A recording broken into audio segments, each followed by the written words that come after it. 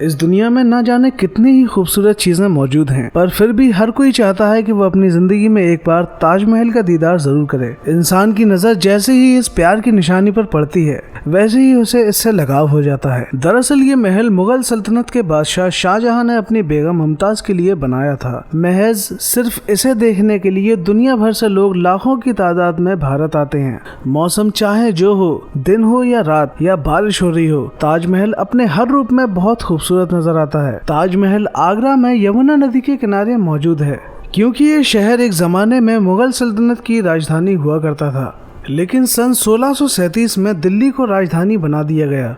वैसे तो ताजमहल के बारे में कई लोग काफी कुछ जानते हैं, लेकिन आज हम इस वीडियो में कुछ ऐसे फैक्ट्स पर बात करेंगे जो यकीनन आपको भी काफी दिलचस्प मालूम होंगे।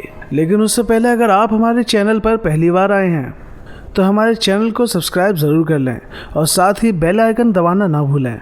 चलिए शुरू करते हैं। नंबर 1, दुनिया में कई सारी ऐतिहासिक इमारतें मौजूद हैं, लेकिन सबसे ज्यादा खूबसूरत कैलीग्राफी अगर किसी इमारत पे हुई है तो वो ताजमहल है। जैसे ही आप बड़े दरवाजे से ताजमहल में दाखिल होते हैं तो उस दरवाजे पर लिखा ये लेख आपका स्वागत करता है, जिसका हिंदी अनुवाद है, हे आत्मा, तू ईश्वर के पास विश्राम कर, ईश्वर के पास शांति के साथ रह और उसकी परम शांति तुझ पर बरसे। नंबर 2, आपको ये जानकर हैरानी होगी, ताजमहल दरअसल लकड़ी पर खड़ा है। जी हाँ, आपने सही सुना, लकड़ी पर। ये एक खास लकड़ी है जिसे मजबूत रहने के लिए नमी की जरूरत पड़ती है, और अगर इन लकड़ियों को ये नमी ताजमहल की बाईं ओर यमुना नदी से नहीं मिलती तो आज ताजमहल गिर गया होता। नंबर 3, मुगलों के दौर में ताजमहल तक पहुंचने के लिए यमुना नदी ही मुख्य रास्ता थी। बादशाह और उसके मेहमान नाव का सहारा लेके ताजमहल की ओर जाते थे। ताजमहल के पास एक चबूतरा बना होता था। जैसे जैसे नदी बढ़ती गई तो वो चबूतरा भी उसी में समा गया। नंबर 4, आपको ये बात जानकर हैरानी होगी कि औरंगाबाद में स्थित बीबी का मकबरा ताजमहल को देखकर बनाया गया था। लोग इसे मिनी ताजमहल के नाम से भी जानते हैं। नंबर 5, जब आप नजरें उठाकर इस इमारत की ओर देखते हैं तो आपका दिल कहता है कि ये किसी अजूबे से कम नहीं। आप जैसे जैसे इससे दूर जाएंगे ये आपको अपनी ओर आकर्षित करता रहेगा, और ये भी एक वजह है कि इस इमारत को दुनिया के 7 अजूबों में शामिल किया गया है। नंबर 6, दोस्तों आपने बचपन में ये बात अपने बड़ों से या अपने टीचर से जरूर सुनी होगी कि शाहजहां ने ताजमहल बनने के बाद मजदूरों के हाथ काट दिए, लेकिन इस बात का इतिहास में कोई सबूत नहीं मिलता। बहुत से इतिहासकारों का मानना है कि शाहजहां ने मजदूरों को उनकी जिंदगी भर की पगार देकर ये करारनामा लिखवाया था कि वो ताजमहल जैसी कोई दूसरी इमारत नहीं बनाएंगे। नंबर 7, दोस्तों क्या आप जानते हैं कुतुब मीनार भारत की सबसे ऊंची मीनार है, पर अगर आपसे पूछा जाए कि ताजमहल और कुतुब मीनार में कौन ऊंचा है तो आप कहेंगे कुतुब मीनार, लेकिन ताजमहल कुतुब मीनार से 5 फीट ऊंचा है। ताजमहल की कुल ऊंचाई 240 फुट है। नंबर 8, ताजमहल की चारों मीनारों को कुछ इस तरह से डिजाइन किया गया है कि अगर भूकंप या बिजली जैसी कोई आपदा आती है तो इनकी डिजाइन की अकॉर्डिंग ये मीनारें गुंबद पर तो बिल्कुल नहीं गिर सकती, और यही वजह है कि ताजमहल की चारों मीनारें थोड़ी बाहर की ओर झुकी दिखती हैं, और इसके पीछे खास वजह यह है कि मुख्य मकबरे को कोई नुकसान ना पहुंचे। नंबर 9, दोस्तों ताजमहल एक बड़ा और खूबसूरत संगमरमर से बना गुंबददार मकबरा है, जिसके हर कोने पर एक मीनार मौजूद है। इसका ज्यादातर भाग सफेद संगमरमर से बना हुआ है। जो इसका मुख्य भवन है उसमें शाहजहां और मुमताज की याद में 2 मकबरे बनाए गए हैं। ऊपरी हिस्से में जो मकबरे बने हुए हैं वो सिर्फ और सिर्फ एक नकल हैं, जबकि असल मकबरे इमारत के निचले हिस्से में मौजूद हैं। नंबर 10, दोस्तों क्या आपको मालूम है जब शाहजहां बादशाह बने थे तो वो दौर मुगल सल्तनत का सबसे सुनहरा दौर था। इंसान जहाँ देखता था वहाँ अमन और खुशहाली थी। प्रजा के लिए बादशाह का हुक्म सबसे ऊंचा होता था। शाहजहां का दौर एक ऐसा दौर था जिसमें लड़ाइयाँ नहीं होती थीं। वो दौर दरअसल बड़ा जबरदस्त और शान और शौकत का दौर था। शाहजहां को बड़ी बड़ी इमारतें बनवाने का बहुत शौक था, जो आज भी हिंदुस्तान के अलग अलग कोनों में मौजूद हैं। उन्होंने मुगल वास्तुकला के साथ भारत के प्राचीन इतिहास को मिला दिया था।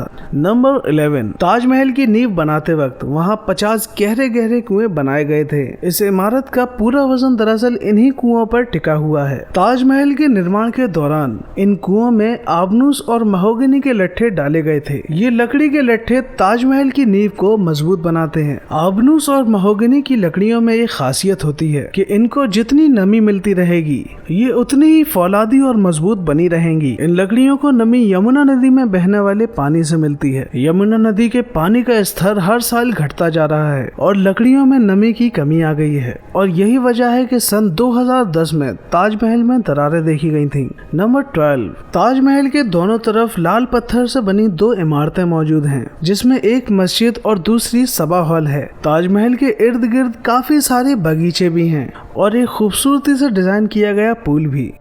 नंबर 13, ताजमहल में ये खूबसूरत डिजाइन जो आप देख रहे हैं, इसमें जड़ने के लिए 28 नायाब बेशकीमती पत्थरों का इस्तेमाल किया गया है और इन बेशकीमती पत्थरों को अफगानिस्तान, अरब, श्रीलंका, तिब्बत, चाइना और भारत के पंजाब से लाया गया है। ब्रिटिश शासन के दौरान इन पत्थरों को ताजमहल में से निकाल लिया गया था और ऐसे ही इस इमारत को कई बार नुकसान पहुंचते आए हैं, पर 19वीं शताब्दी के अंत में इसकी मरम्मत का काम शुरू हुआ। नंबर 14, 1857 की क्रांति के दौरान अंग्रेजों ने ताजमहल को काफी ज्यादा नुकसान पहुंचाया था। उन्होंने लाजवर्ड स्टोन यानी नीला रत्न जैसे कई बेशकीमती पत्थरों को ताजमहल में से निकाल लिया था।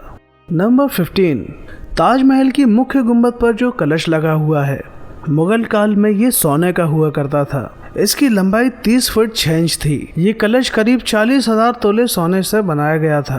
अंग्रेजों ने सोने के कलश को बदलकर कांसे से बने कलश को लगा दिया था।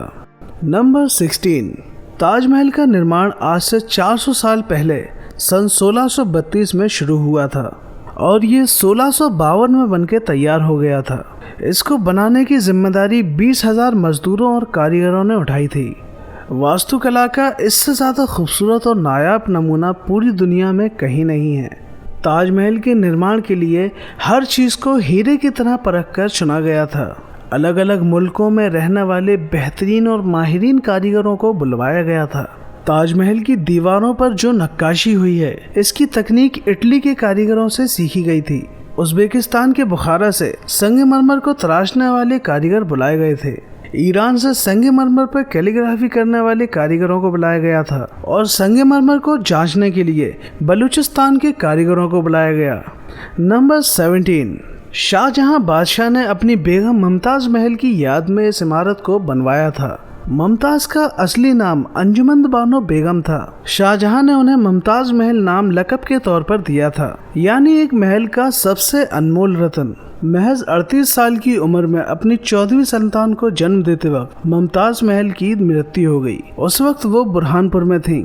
अपनी प्रिय बेगम की मृत्यु से बादशाह बेहद दुखी हुए, जैसे उनकी जिंदगी तबाह हो गई और आखिर में उन्होंने अपनी बेगम की याद में ताजमहल बनवाने का फरमान जारी किया। नंबर 18, पहले मुमताज़ को बुरहानपुर में ही दफनाया गया। जब बुरहानपुर से मुमताज़ के शव को निकाला तो यहाँ ताजमहल बन रहा था, तो इसके पास एक बगीचे में दफनाया गया। ताजमहल को तैयार होने में 22 साल लगे। तब तक मुमताज़ का शव बगीचे में बनाई गई कब्र में ही दफन रहा। बाद में उसे ताजमहल के अंदर मुख्य गुंबद के नीचे दफनाया गया।